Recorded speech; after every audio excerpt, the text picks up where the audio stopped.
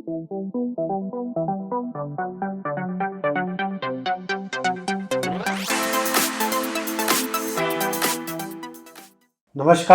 मैं हूं राजेश शर्मा। आज हमारे साथ स्टूडियो में प्रसिद्ध राजनीतिक चिंतक, ज्योतिषी, वास्तुशास्त्री पंडित सतीश शर्मा जी उपस्थित हैं। सतीश शर्मा जी, आपका स्टूडियो में स्वागत है। आज मैं सबसे पहले तो आपको पिछली भविष्यवाणियों की कुछ सफलताओं पर बधाई देना चाहता हूं। उसमें जैसे ट्रंप अपने घर में गिर रहे हैं, सोना 1.25 लाख के ऊपर जा चुका है, तीसरा डॉलर और अमेरिकन मंदी दोनों के ही संकेत अब साफ लगने लगे हैं। देखिए, भविष्यवाणी तो शास्त्रों के आधार पर, ग्रहों के आधार पर, और हम मेदिनी ज्योतिष जो कि विभिन्न देशों का, मौसम के, बरसात के, इन देशों के भविष्य के बारे में कही जाती है, तो शास्त्र कभी झूठे नहीं पढ़ते। हम लोग झूठे पढ़ सकते हैं अगर हमारा अध्ययन कम हो, पर जब शास्त्र पर कोई आधारित बात होती है, सत्य जाती है। हम लोग इसके साथ ही ये चाहते हैं कि अब जैसे ट्रंप को नोबेल नहीं मिला और तेजी से इंटरनेशनल घटनाक्रम बदल रहे हैं। इजराइल हमास का मामला हो, चाहे पाकिस्तान अफगानिस्तान का मामला हो, यूक्रेन रूस का मामला हो, भारत पाकिस्तान का मामला हो, नेपाल बांग्लादेश, सब कुछ ऐसा गठबंध हो रहा है। तो अब आपको क्या लग रहा है, क्या दिख रहा है? हमें एक तो ये विचार करना होगा कि जैसे किसी ने तालाब में पत्थर फेंक दिया,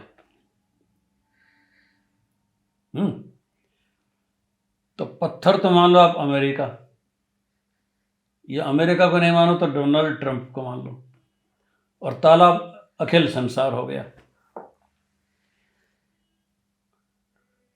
मैं जो पाया हूं, डोनाल्ड ट्रंप की जन्मपत्रिका सिंह लग्न की है और चंद्रमा उनके वृश्चिक के हैं, स्कॉर्पियन है।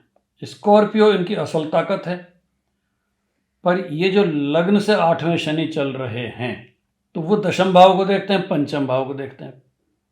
दशम भाव राज्य को खतरे में डालता है, पंचम भाव पद को खतरे में डालता है, संतान को भी फर्क डालता है। तो उनके साथ साथ उनके पुत्र की भी कुख्याति हुई। तो मैं आपसे ये कहना चाह रहा हूं कि जब तक मीन राशि में शनि गोचरवश हैं, ट्रंप को दशम भाव चूंकि कर्म, राजयोग, यश, पिता, साम्राज्य का स्थायित्व, इन सब से संबंधित है, इन सब में संकट आ गया। ट्रंप शनिदेव से बड़े नहीं हो सकते।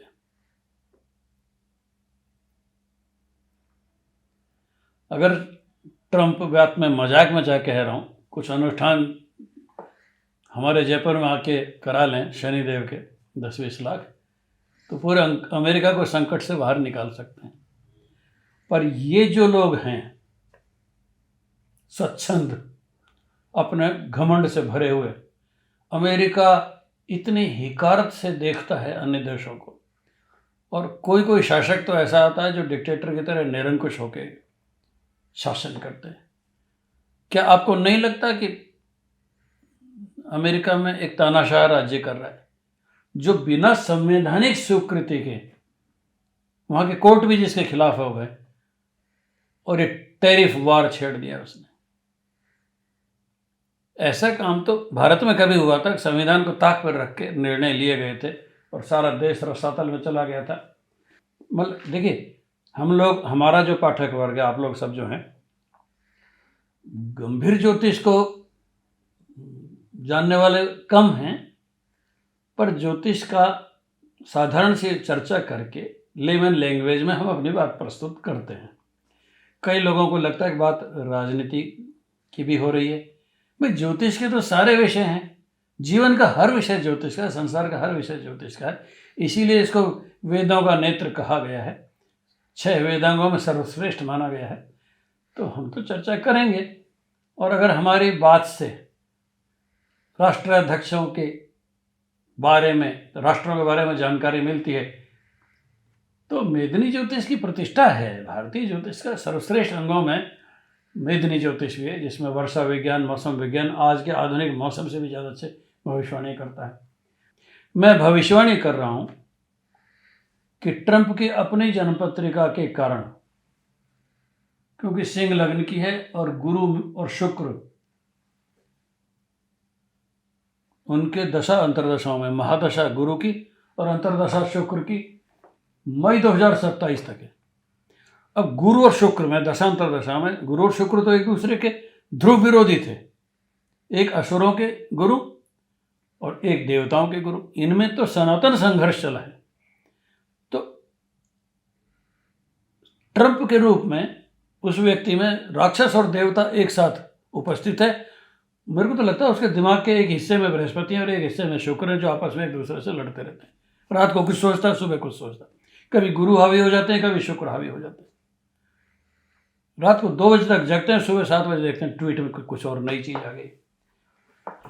उनकी जो आक्रामक शैली है, उनकी दबाव की जो राजनीति है, उनकी जो प्रताड़ित करके निर्णय लेने की जो है, आधुनिक विश्व में वो सब नहीं चलता। उन्होंने सारे संसार को अपने खिलाफ कर लिया है। हर देश डर के साए में जी रहा है। ये सब एक दिन विद्रोह कर देंगे और ट्रंप का पतन हो जाएगा। मैं भविष्यवाणी करता हूं कि ट्रंप को अपने शासनकाल के बाद भी गंभीर मुकदमे झेलने पड़ेंगे, अपमान झेलना पड़ेगा। सारा अमेरिका के उनके खिलाफ हो जाएगा और जो चाहते हैं वो कभी भी नहीं होगा। अब डॉलर का पतन दुनिया की कोई ताकत नहीं रोक सकती, बल्कि जनमत और सांसद डेमोक्रेट भी रिपब्लिकन्स भी उनके खिलाफ होते जा रहे हैं। ये एक अच्छी स्थिति नहीं।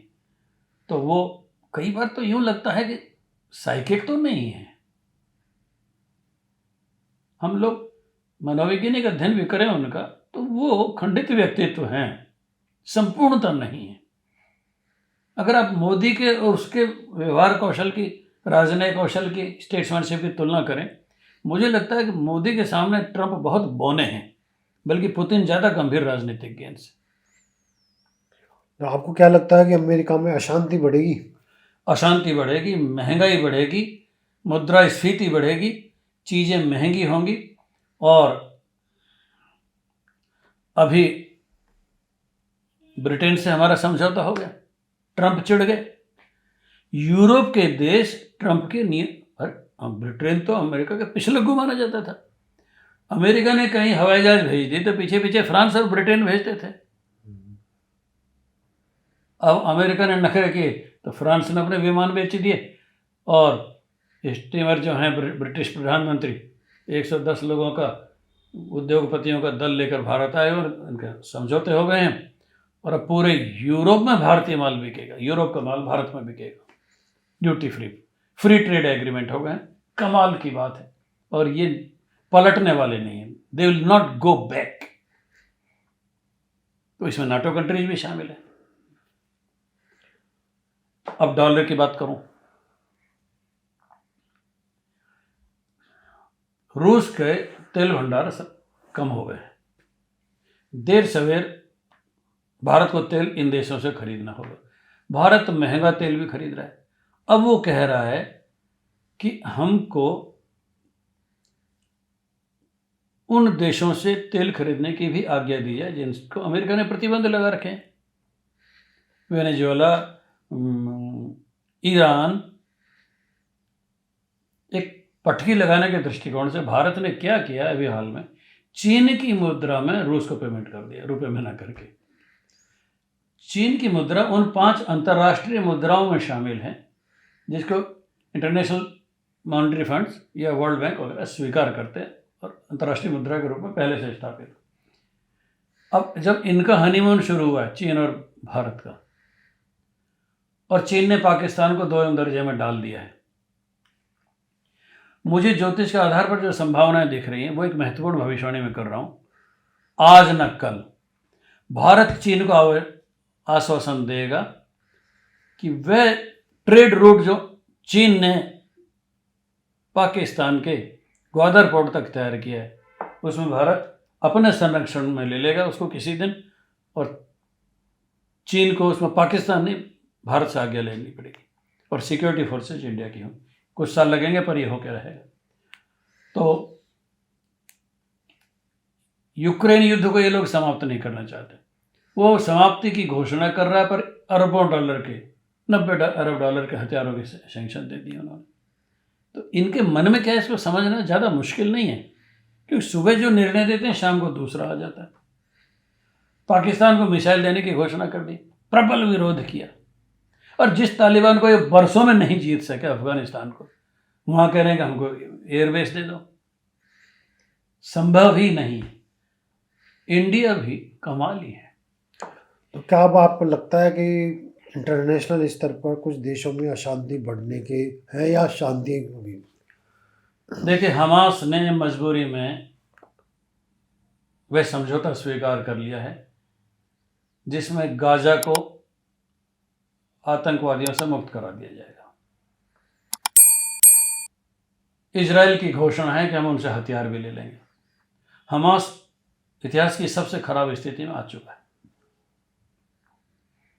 देर सवेर ईरान को भी समझना होगा कि इजराइल से युद्ध उसके पक्ष में नहीं है, और ये शांति समझौता हो जाता है, और कुछ शांति अगर मिडिल ईस्ट में होती है तो कहने को तो अमेरिका ये चाहता है, परंतु उसके हथियार कैसे बिकेंगे? फिर जरूर कहीं नए मोर्चों पर युद्ध खुलेगा। या तो ये यूक्रेन को इंटेंसिफाई करेंगे, या इनको पाकिस्तान,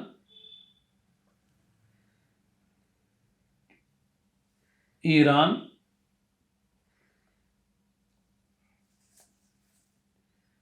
किर्गिस्तान,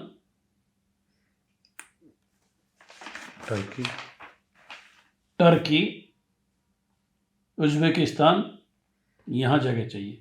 पर उनको जगह चाहिए अफगानिस्तान और पाकिस्तान में से किसी चीज़ की।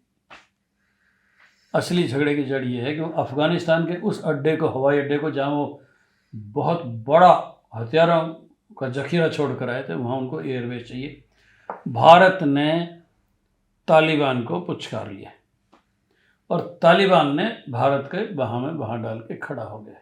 बिना मान्यता दिए हमारे विदेश मंत्री जयशंकर ने तालिबान के विदेश मंत्री के हाथ में हाथ डालकर, और जो फोटो वायरल किए हैं, अमेरिका के आग लग गई है। तो क्या इसीलिए पाकिस्तान ने काबुल पे हमला किया? अफगानिस्तान ने घोषणा की है कि वे सुरक्षा के मुद्दों पर भारत के साथ है। इसका मतलब पीओके के मामले में अफगानिस्तान भारत के साथ है।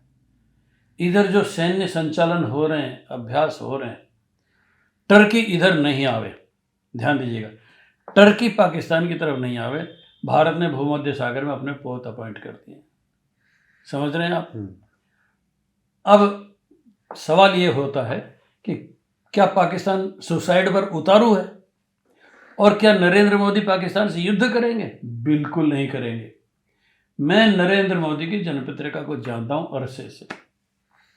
अपने मैगजीन में उनके प्रधानमंत्री बनने से 6 महीने पहले हमने घोषणा कर दी थी ज्योतिष मंथन में कि ये सरकार बनाने आ रहे हैं, और प्रधानमंत्री ने उस मैगजीन को हमारे पढ़ भी लिया था।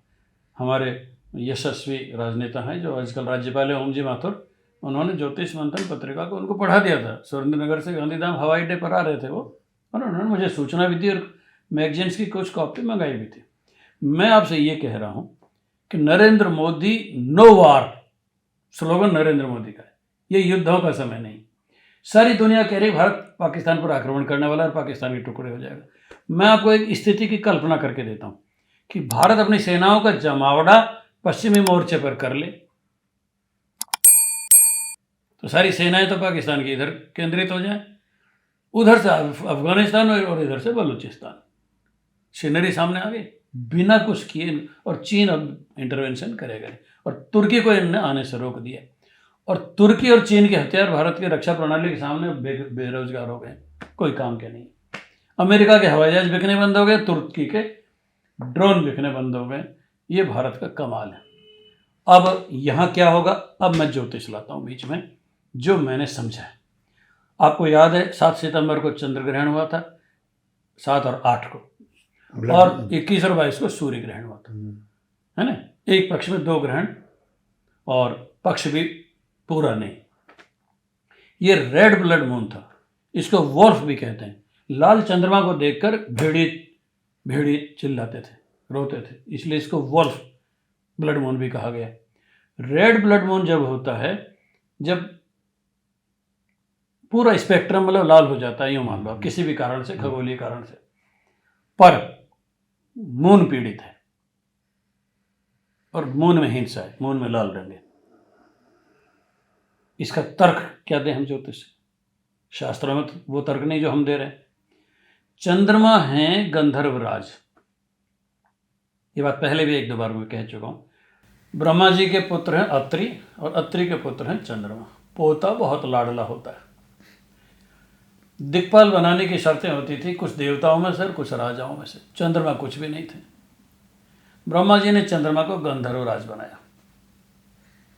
गंधर्वराज कौन से हैं? गांधार। गांधार से जो आया वो भारत में एक बहुत दुष्ट मामा बना, मामा को बदनाम कर दिया, शकुनी मामा, है ना। वह कंस और शकुनी ने मामा जात को बदनाम कर दिया, और गांधारी वहाँ से आई राजरानी बन के। क्योंकि शकुनी को वहाँ से पीड़ा हुई थी अपने पैतृक देश से, तो और यहाँ से अपमान हुआ तो उनको नष्ट करने के लिए वो यहाँ आ गया। खैर, उस माइथोलॉजी में हम नहीं जाते। मैं ये कह रहा हूँ कि गंधर्व प्रदेश वही है जिसकी राजधानी आज काबुल है। कश्मीर, पाक ऑक्यूपाइड कश्मीर, अफगानिस्तान, उत्तरी और वायव्य कोण में स्थित पाकिस्तान का हिस्सा, किर्गिस्तान, ताजिकिस्तान, उज्बेकिस्तान, तुर्कमेनिस्तान, ये सब गंधर्व प्रदेश थे। गंधर्व बहुत सुंदर होते हैं। वास्तु चक्र में मैं तो जिनको संगीत में महानता देनी होती है, गंधर्व पद में रियाज कराता हूँ। मैंने कई महत्वपूर्ण सितारों को, बड़े पहुँचे हुए लोगों को गंधर्व पद पर रियाज करने के लिए कहा, तो अच्छे परिणाम आए। हद तो जब हो गई जब उस्ताद विराट खां, जो महान सितारिस्ट थे, रविशंकर से भी बड़े, पद्मश्री, नेहरू जी को लौटा दिया उन्होंने कि ये मेरे अनुकूल नहीं है। उनकी पुत्री हैं जिला खान, सूफी गायिका हैं, आजकल बम्बई रह रही हैं। उनसे मैंने जब रिक्वेस्ट की, वो जब मेरे पास आई तो मैं कहा बम्बई आपका फ्लैट देखेंगे। मैंने कहा यहाँ गंधर्व पद है, यहाँ बैठ कर रियाज करो। उन्होंने खुशी खुशी स्वीकार कर ली। अपने जयपुर में विश्वान भट्ट प्रसिद्ध है जयपुर के, मोहन वीणा का आविष्कार किया। मैंने अध्ययन में पाया कि वो गंधर्व पद पर बैठ कर ही अभ्यास करते हैं। तो गंधर्व कौन है? गंधर्व, अप्सराएं, विद्याधर हैं, ये एक ही श्रेणी है। तिलोत्तमा का नाम सुना? संसार के समस्त सौंदर्य का सार ब्रह्मा जी ने तिलोत्तमा में रख दिया। संसार की सर्वाधिक सुंदरी अप्सरा, मेनका उर्वशी से भी ज्यादा सुंदर तिलोत्तमा। तो गंधर्व प्रदेश के लोगों को आप देखेंगे, पहाड़ी लोगों को, बहुत सुंदर होते हैं और कभी किसी के काबू नहीं आते। अफगानिस्तान को केवल एक जयपुर का राजा ने विजित किया था, बाकी सब वहाँ हम अकबर ने बीरबल को भेज दिया। अकबर अपने छोटे से छोटे, बड़े से बड़े मनसबदार को सेनाओं में जरूर भेजता था। आज का जो IAS सिस्टम है अकबर की मनसबदारी प्रथा का ही कॉपी है। 8000 सैनिकों को लेकर बीरबल गया वहाँ, और घाटी में घेर के 8000 सहित बीरबल को भी मार दिया गया। पर राजा मान सिंह गए और उन्होंने काबुल को विजय कर लिया। पर इतिहास में अफगानिस्तान सदा से भारत के साथ रहा है, भारत का हिस्सा रहा है, या भारत का मित्र रहा है। जिसका दमन कभी कोई सत्ता नहीं कर सकी, न रूस न अमेरिका, वो भारत के अति मित्रों में है आज की तारीख में। तो उस गंधर्व प्रदेश में कब संकट आएगा? जब गंधर्व राज चंद्रमा पीड़ित होंगे।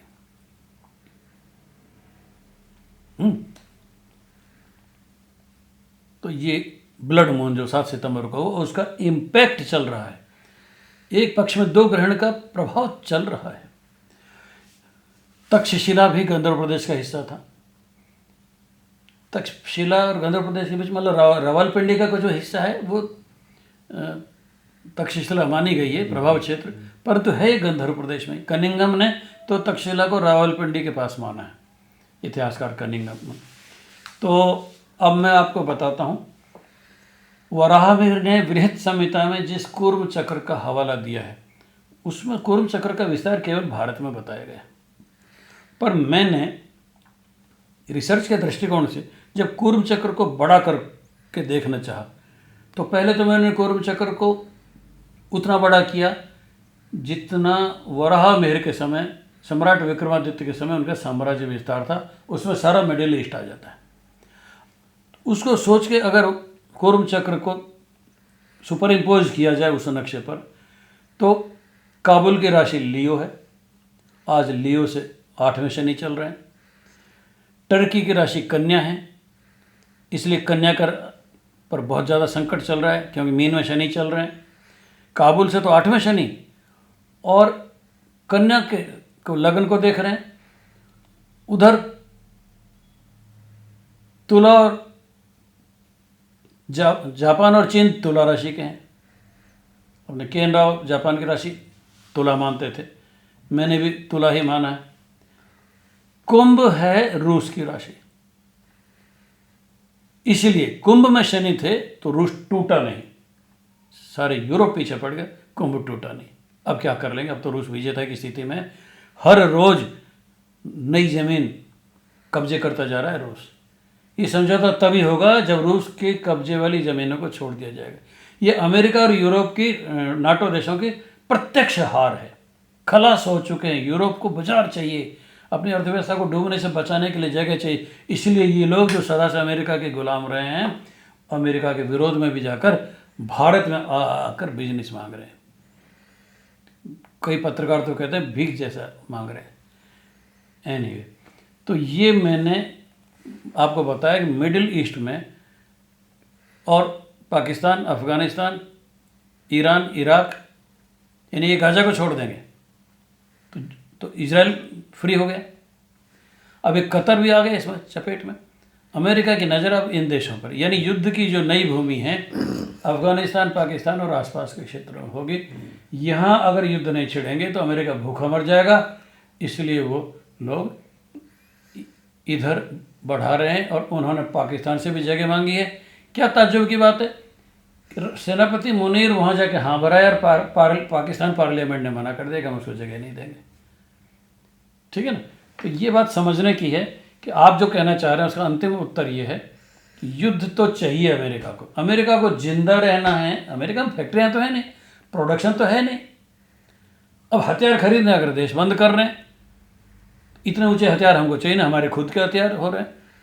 6th जनरेशन का हवाई जहाज भारत खुद तैयार कर रहा है, और फ्रांस और ब्रिटेन से उनके संबंध सुधर रहे हैं, रूस से सुधर रहे हैं और चीन से सुधर रहे हैं। चीन और भारत का हनीमून 2 साल भी चल गया तो डॉलर जमीन पर आ जाएगा। क्या आप ये कहना चाह रहे हैं कि एक तो लड़ाई इस क्षेत्र में आ जाएगी सारी, अफगानिस्तान, पाकिस्तान आसपास, दूसरे क्या अमेरिका इन सारी स्थिति में अकेला पड़ता जाएगा? अमेरिका के सामने भयानक खतरा है। अगर ताइवान पर चीन अटैक कर देता है तो अमेरिका का वर्चस्व हमेशा के लिए खत्म हो जाएगा। जब और युद्ध भूमि अमेरिका के हाथ से निकल रही है तो नई युद्ध भूमि 2 ही है। चीन इस हनीमून का फायदा उठाकर ताइवान से छेड़छाड़ करेगा और भारत को युद्ध के लिए उकसाएगा, चाहे चीन से लड़े चाहे पाकिस्तान से लड़े।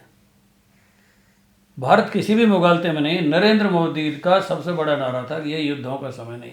मेरी भविष्यवाणी है कि पाकिस्तान पर भारत आक्रमण नहीं करेगा, पर सेनाओं का जमावड़ा हो सकता है और बलूचिस्तान और अफगानिस्तान को अंदरूनी मदद करके, आर्थिक रूप से मदद करके, हथियारों से मदद करके अफगानिस्तान में ब्रह्मोस तैनात कर दिए। तालिबान का विदेश मंत्री 8 दिन भारत में रह जाए तो अच्छे से ब्रेन वॉशिंग नहीं हो जाएगी? ये बात समझने की। तो मेरा कहना है कि युद्ध का समय नहीं है, युद्ध होगा भी नहीं, पर भारत युद्ध में नहीं उलझेगा, पर इनडायरेक्टली मदद करेगा, बिल्कुल उसी तर्ज पर जैसा अमेरिका करता है। सैनिक तो नहीं मरवाएगा पर हथियार भेज देगा, क्योंकि उसकी हथियार इंडस्ट्री उससे पनपती है। तो ये मेरी भविष्यवाणी। ये थी दुनिया की अब आने वाली स्थिति। ट्रम्प का आगे क्या होगा ये बतलाया गया। डॉलर पतन की ओर उन्मुख है और नई युद्ध भूमि की तलाश में अब अमेरिका निकल पड़ा है ताकि हथियार बेचे जा सके और एक नई युद्ध भूमि तैयार की जा सके। इसके साथ ही आप सब दर्शकों को नमस्कार। अब हमारा चैनल सब्सक्राइब कीजिए, लाइक कीजिए। धन्यवाद। नमस्कार।